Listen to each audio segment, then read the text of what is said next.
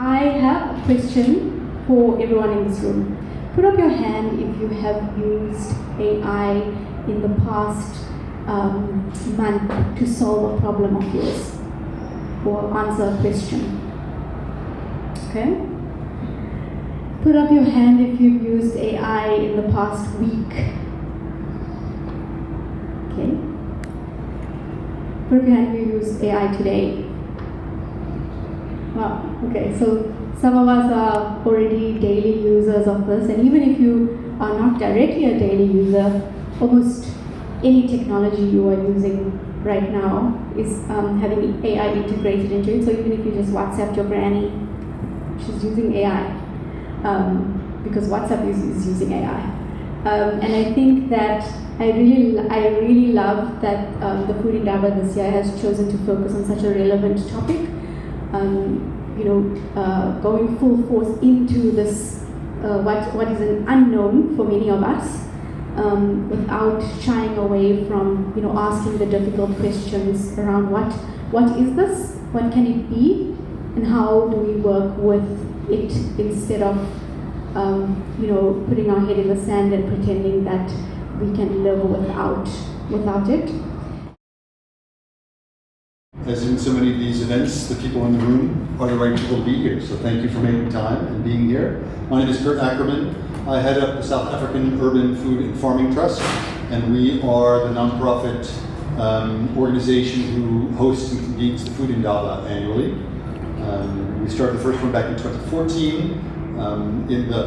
We skipped a few years, so in the modern era, this is our sixth in a row as an annual 2-week program of events.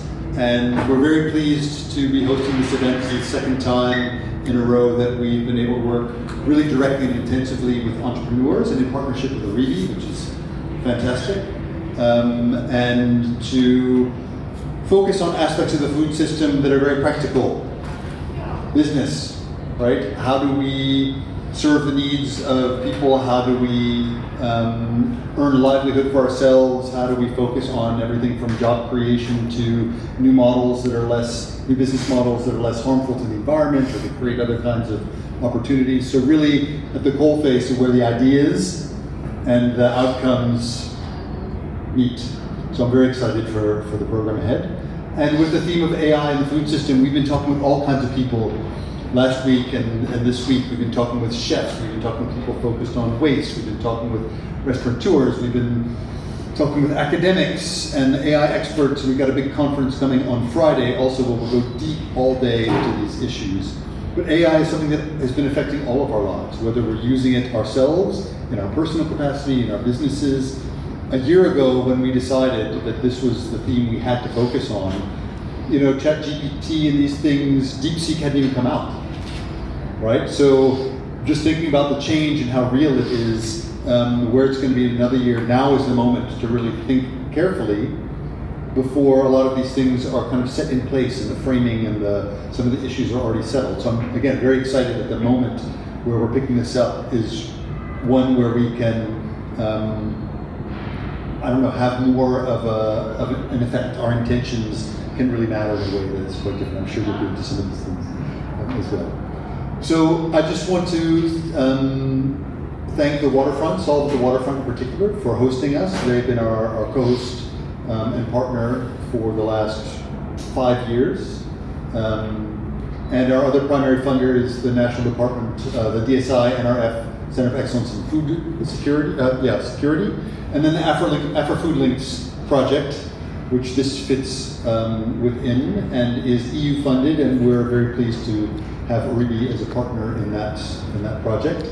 And then if you have an opportunity and look at the signboard outside, there are about 14 other partners that I won't have the time to go through all of them.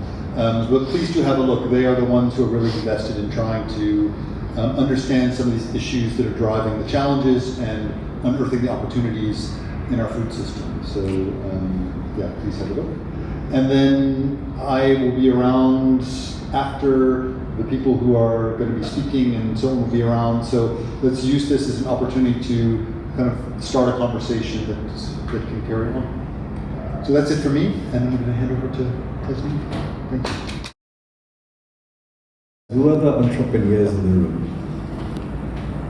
Okay. And who are the aspiring entrepreneurs in the room?